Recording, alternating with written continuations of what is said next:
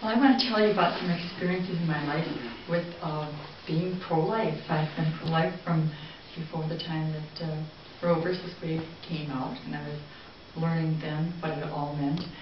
And one of the directions that it has taken me was to get acquainted with an organization called Helpers of God's Precious Infants.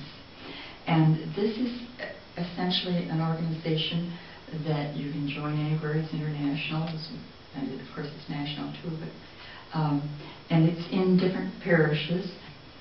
What they facilitate you being able to do is to go to an abortion clinic and pray. And that's the whole idea of, struggling against abortion for so long that I protested, and there was a time when my husband used to give me dimes so that I could call up if I got arrested and all that stuff. And so I've had a lot of experience, but this seemed to come to be a very comfortable sort of thing for me because my children were getting older and I had to be more responsible at my time and where I went and things like that. And so what has happened right here in our parish is that if you join Helpers of God's Precious Infants, the idea is that they connect you up with other people who are in the organization that would like to pray in front of an abortion clinic once a month nearby. You covered your abortion clinic, so to speak. And here in our parish we had a clinic on the north side of Dempster, and it was immediately west of Lurvy's nursery, and a couple of blocks west of Lutheran General Hospital. And they give us a beautiful book, and I'll tell you about that later, but I do want to tell you a little bit about, well, it's kind of all connected. The book is divided into 3 sections for the joyful mysteries, the sorrowful mystery, and the glorious mysteries. So you can see it was put out before the luminous mysteries. But anyway, and so each Saturday that we would go, we would pick one of those hours, they call it, and it takes approximately an hour and a half to read through the prayers. And in the process, you do say a very biblical rosary because you have a whole page of the biblical background for each mystery of the rosary that you're doing. And they recommend that you walk so that your legs don't get stagnant standing in one spot. That's kind of hard for me to get these people to move around, so we kind of stand in one spot. Anyway, we have a leader who is in charge of several parishes, and that's why we have people from Glenview and Des Plaines all around who live near this abortion clinic.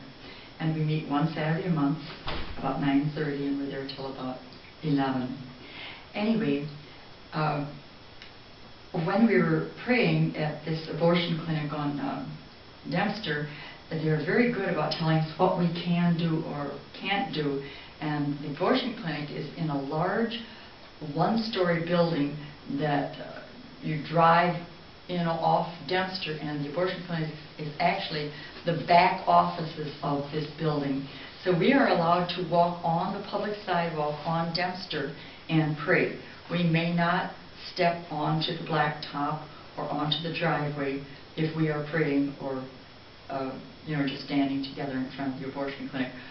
If we are walking to our car, that's all right. We're no longer praying.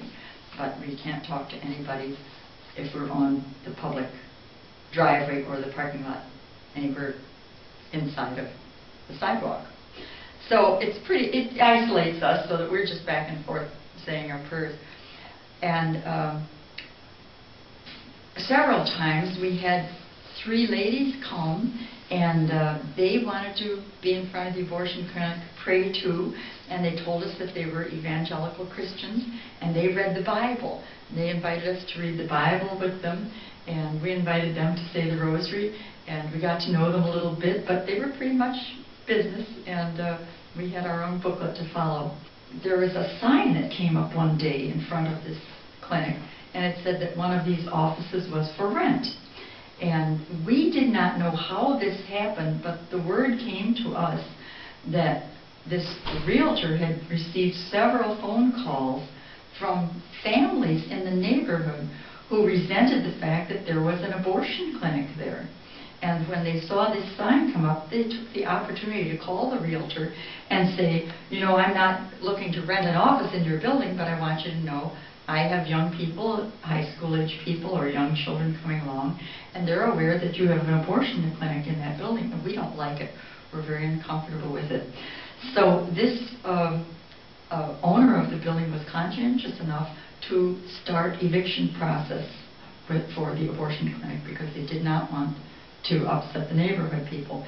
And we were happy to hear that, of course, but as I said, it came to us in a roundabout way. We knew nothing about this action on somebody else's part.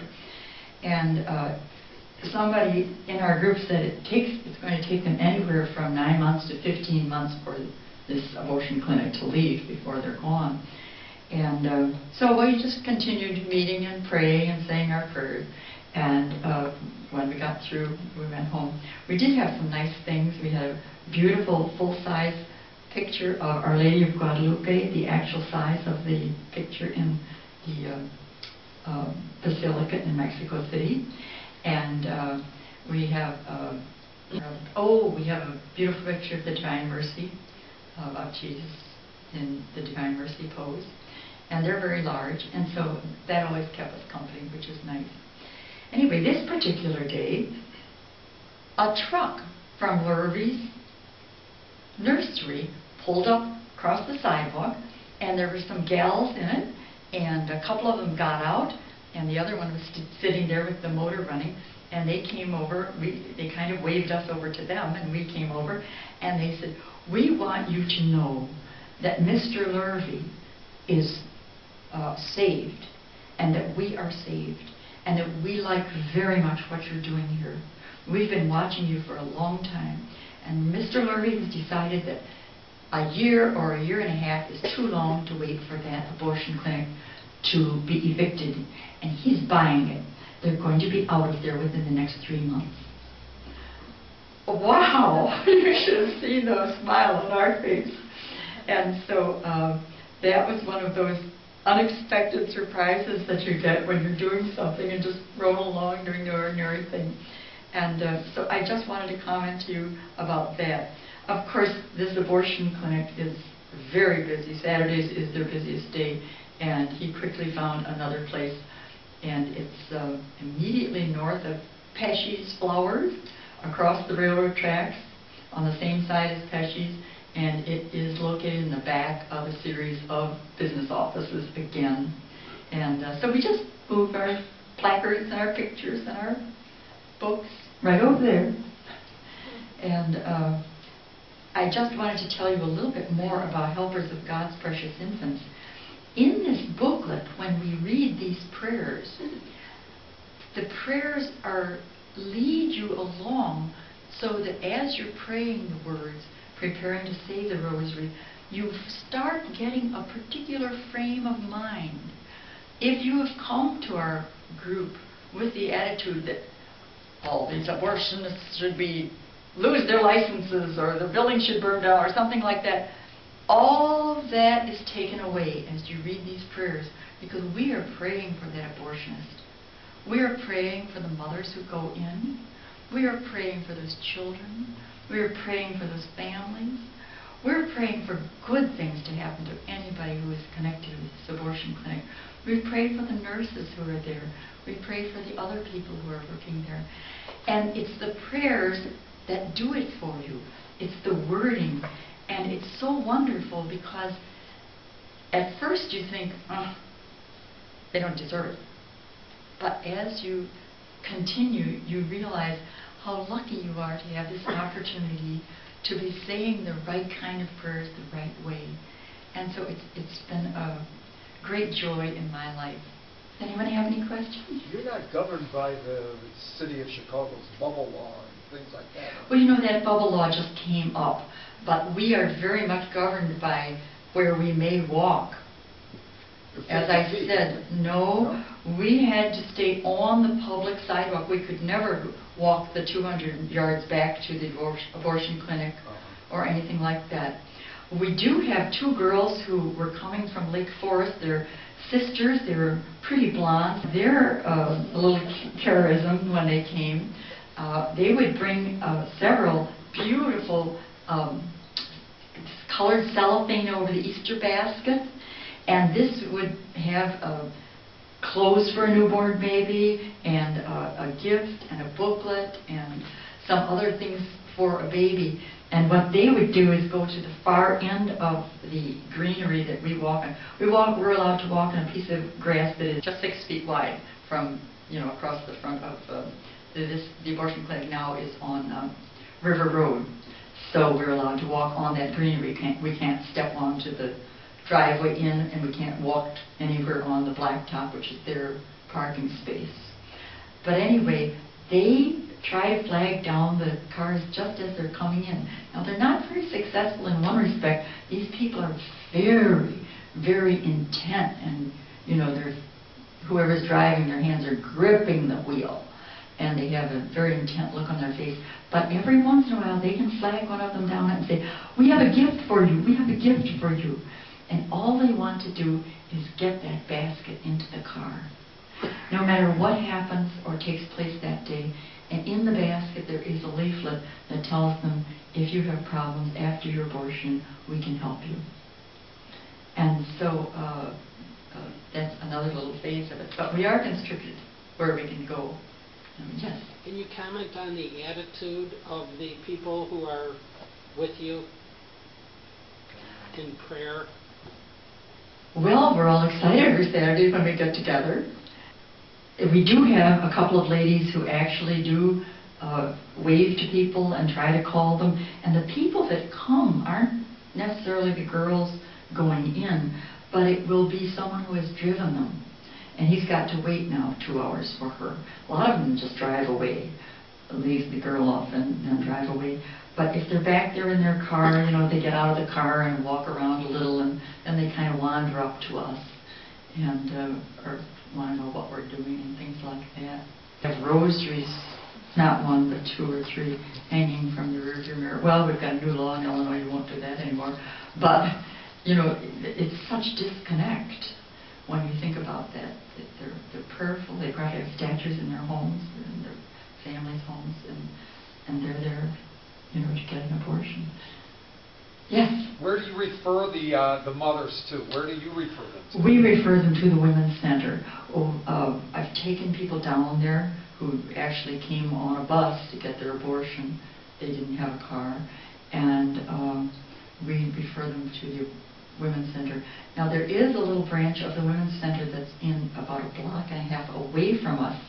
But we always have to find out if they are there that Saturday morning, functioning. Otherwise, we take them down to the one on Cicero. Yes. Mm-hmm. Yes. And what does the Women's Center do? What do they provide? The Women's Center that these women walk into looks like it's an abortion mill. But we have told them ahead of time, please don't get your abortion. There is help for you. We're going to take you someplace where you can get help. And these women are on the edge. It's hard to know what happens. Sometimes we find out from the Women's Center if they're able to track them and things like that.